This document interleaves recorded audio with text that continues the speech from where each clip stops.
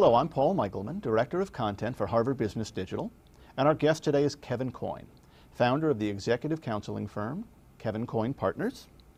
Kevin is also the co-author of the upcoming Harvard Business Review article, Breakthrough Thinking from Inside the Box. Kevin, thanks for joining the program. Thank you for having me. Okay, our mission for today is to help our audience understand what it takes to generate truly breakthrough ideas within their organization without using traditional brainstorming processes. For instance, Kevin, you used the phrase thinking inside the box in the title of your HBR article, but I thought we were supposed to think outside the box. Well, it's not that thinking outside the box is bad. It's just simply if you throw the phrase think outside the box, there's too many different ways people can think outside the box. Should they make the product more expensive or less? Should they make it larger or smaller? Should they spend money making it prettier, or should they spend money making it more rugged? Should they spend money on making it more maintenance proof, or how does it fit with other products? There's so many ways that what actually happens is when you tell people just think outside the box, they kind of ricochet off the walls. One guy gives one idea, one guy gives a completely disjoint idea, a third guy gives a third idea, and they never build on each other. And then they shut down because they don't know whether the first idea is the one they should build on or the second or the third.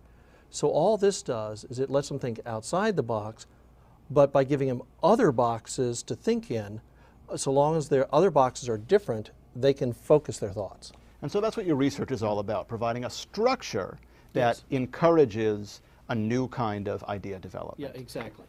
So in your article, you developed a list of 21 questions. We actually developed 250 questions, but we only selected 21 just as examples. Okay, so now let's winnow down that, now that 250 has been to 21, let's winnow it down to even fewer for the purposes of this discussion. So we selected a handful of questions that we thought were particularly interesting, and what I'd like to do is throw those questions at you and have you explain their importance and maybe give us some examples to help bring them to life. Okay, sounds good. Okay, so here we go. Question 1. Who uses our product in ways we never expected or intended? This was actually one where we had some real-life examples that we were able to develop the question from. So if you ask yourself, how did the car makers ever come up with SUVs? Well, the answer is Land Rovers. People were buying Land Rovers and then never taking them out into the wilderness. And some of the car makers said, you know, what on earth are these people doing? And that's how they discovered the need for a larger box, more rugged car, but not necessarily for people who'd take them out into the wilderness. Same thing with mountain bikes. There was a subset of users who were just tearing the daylights out of bicycles. And when the bicycle companies asked, what are these people doing? They were riding them down mountains. And so developing a special bike that was more rugged to be able to handle the mountains led to mountain bikes. So are there risks if you look at kind of extreme users of a product that you're going to focus too much on one user group as opposed to the people who are using your product, quote, normally?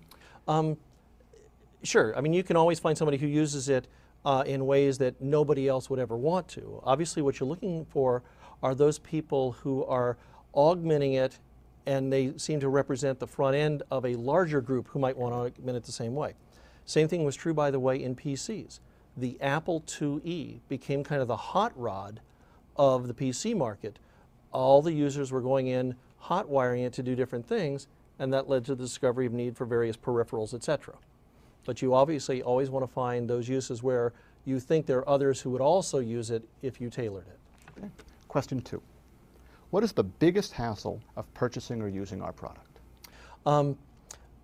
Most people put up with hassles in using a product because they could never think of a world without that hassle. You know, obvious example, think about Federal Express, right?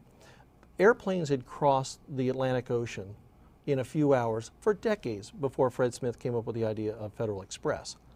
But packages took a week. Putting the two together, you know, the biggest hassle was that your package took a week. He found a way to solve that. So if you say, well, do those things still exist today? You know, one of my favorites is to talk about gasoline. Your car actually sits around 95% of the time doing nothing, but you have to take your time to take it to the gas station. What if you had a pickup truck-sized gasoline tanker that if you parked your car in large parking lots would come around and fill your car up while you waited? That's a hassle that people don't know they're putting up with that would actually be quite different. I think 10 people just ran out to write a business plan to do that. Yes, especially if they live in the Northeast and it's raining outside, then they really like it. Sign me up. Question 3. Which customers could be more major users if only we could remove one specific barrier we've never removed before? I don't know if this is a perfect answer to that one, but a real answer that came out of some killer idea work is the forever stamp. You know, the big problem with stamps is you've got them in your drawer and they've been there for a while, and you go, I don't remember, have the rates changed since I bought this 37-cent stamp? Is it now 38? Or maybe I heard it was 39 and so forth. And you never use the stamp. And so through some of this work, I mean, the post office actually came up with this forever stamp, which is you buy these stamps, they will work on first-class mail forever. So now you know you don't have to worry about whether that stamp is there or not. Okay. Question 4. How would our product change if it were customized for every user? Yeah, this is an interesting one that basically takes advantage of some changes in technology. All of us have products that are the average of many, many people's needs. But if you think about what has changed with the advent of the internet or even just PCs before that, the ability to customize, particularly like an information-based product, is now so much greater. So that if you think about, for example, financial planning used to exist only for the very wealthy, to have a personalized, customized financial plan. Now you can go out and buy a disc for $39 that can actually give you, for your specific savings goals, for your specific income, your specific retirement situation, a customized financial plan.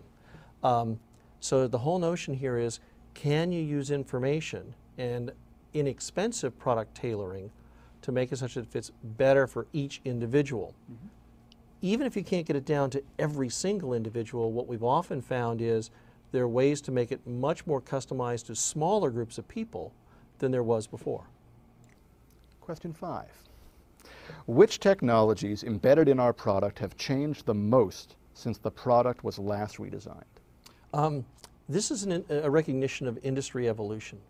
What happens in most businesses is at the time when the business was growing most quickly, the industry settled on a set of practices, and they might be business relationships, they might be underlying technologies, etc., and then they freeze it.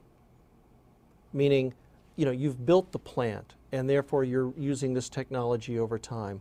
Or you've got a certain set of relationships between buyers and sellers, and those freeze.